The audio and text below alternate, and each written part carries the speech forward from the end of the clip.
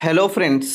రీసెంట్‌గా ప్రభుత్వము ప్రత్యేక నోటిఫికేషన్స్ ఆలోచనలో అదేవిధంగా పోస్టుల విభజనలకు సంబంధించినటువంటి కొన్ని మార్పులు, చేర్పులైతే చేయబోతుందండి. అయితే ఇప్పుడు కొన్ని డిపార్ట్మెంట్స్‌లో శాఖల వారీగా నోటిఫికేషన్స్ ఇచ్చే ప్రయత్నంలో కనిపిస్తుంది. సో, దాంట్లో ఇక్కడ ప్రధానంగా ఈఓ సంబంధించినటువంటి ఎండోమెంట్ ఈఓ సంబంధించినటువంటి పోస్టులు ఏదైతే ఉన్నాయో, సో, ఈఓ గ్రేడ్ 1 పోస్టులైనా సరే, గ్రేడ్ 2 పోస్టులైనా, తర్వాత మనకు గ్రేడ్ 3 లాంటి పోస్టులు కూడా ఇక్కడ ప్రత్యేకంగా డిపార్ట్మెంట్ వైస్‌గా నోటిఫికేషన్స్ ఇచ్చే ఆలోచనలైతే కనిపిస్తున్నాయి. సో, ఎస్పెషల్లీ ఈ ఈఓ సంబంధించినటువంటి నోటిఫికేషన్స్ గతంలో గ్రూప్ 2లో భాగంగా కొన్ని గ్రేడ్ 2 పోస్టులు అక్కడ ఇవ్వడం జరిగింది. సో, ఇప్పుడు ప్రత్యేకంగా ప్రభుత్వం ఏం చేస్తుందయ్యా అంటే, ఈ శాఖల వారీగా సంబంధించినటువంటి నోటిఫికేషన్స్ ఏదైతే ఉన్నాయో, సో, శాఖల వారీగా నోటిఫికేషన్స్ ఇస్తే, సో, పెద్ద ఎత్తున అంటే చాలా వరకు శాఖలుగా ఉంటాయి. సో, ఒక నోటిఫికేషన్స్ కాకపోతే మరొక నోటిఫికేషన్స్‌లో అయినా కూడా ఇక్కడ విద్యార్థి ఇక్కడ ఉద్యోగం సంపాదించే ఆలోచనలో ఉంటారు అనేసి భావిస్తున్నారు. వాస్తవానికి ఇది ఇంప్లిమెంట్ అయ్యితదా కాదా అన్న దానిపైన చూడాల్సినటువంటి పరిస్థితి. అయితే ఇంకొక విషయం ఏంటిదయ్యా అంటే, ఈ శాఖల వారికి సంబంధించినటువంటి నోటిఫికేషన్స్‌లో పెద్ద సంఖ్యలో కంటే చిన్న సంఖ్యల్లో పోస్టులు వచ్చే అవకాశాలు కూడా కనిపిస్తుంది.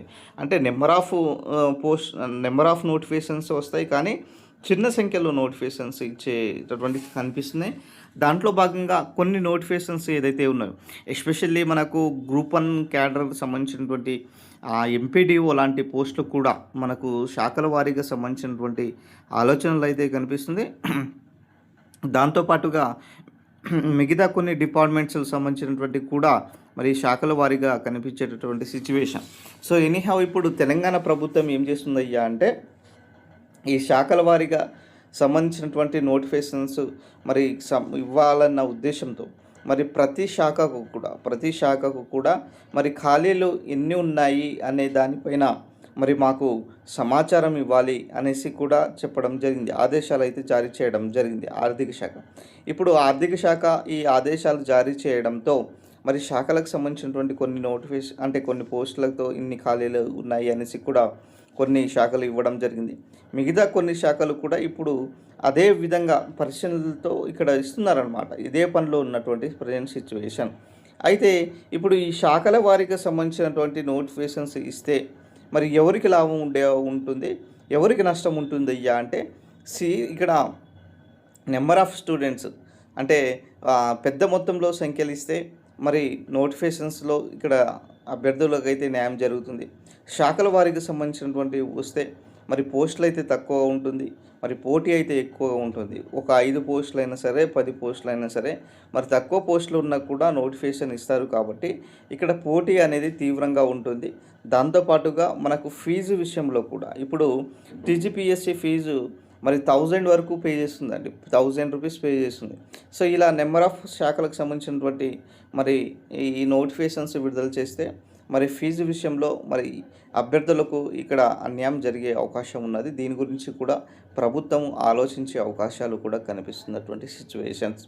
అయితే ఈ ఈఓ సంబంధించినటువంటి నోటిఫికేషన్స్తో పాటు మనకు ఏఎస్ఓ సంబంధించినటువంటి పోస్టులు, అసిస్టెంట్ స్టాటిస్టికల్ ఆఫీసర్, తర్వాత ఎఫ్బిఓ సంబంధించినటువంటి పోస్టులు, తర్వాత జేఎల్డిఎల్ సంబంధించినటువంటి పోస్టులు కూడా మనకు అప్కమింగ్ నోటిఫికేషన్స్లో భాగంగా కనిపిస్తున్నటువంటి సిచ్యువేషన్. ప్రభుత్వము ఇప్పుడు ఈ రాబోయేటటువంటి ఎమ్మెల్సీ నోటిఫికేషన్స్ ఏదైతే ఉన్నాయో, సో, దీనిలో దృష్టి పెట్టుకొని ప్రభుత్వ శాఖలో ఉన్నటువంటి ఖాళీలన్నీ కూడా భర్తీ చేసే అవకాశాలు కూడా కనిపిస్తున్నటువంటి సిచ్యువేషన్స్. ఎనీహౌ తెలంగాణలో ఒక మంచి అవకాశంగా చెప్పుకోవచ్చు. నోటిఫికేషన్స్ విషయంలో ప్రభుత్వం చాలా సానుకూలంగా కనిపిస్తుంది.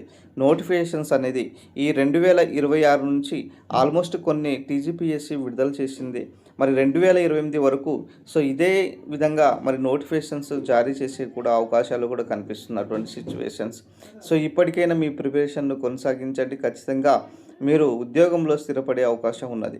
సో, ఇది ఓవరాల్గా సంబంధించినటువంటి అప్డేట్. వీడియో నచ్చి లైక్ చేయండి, షేర్ చేయండి, సబ్స్క్రైబ్ చేసుకోండి సార్.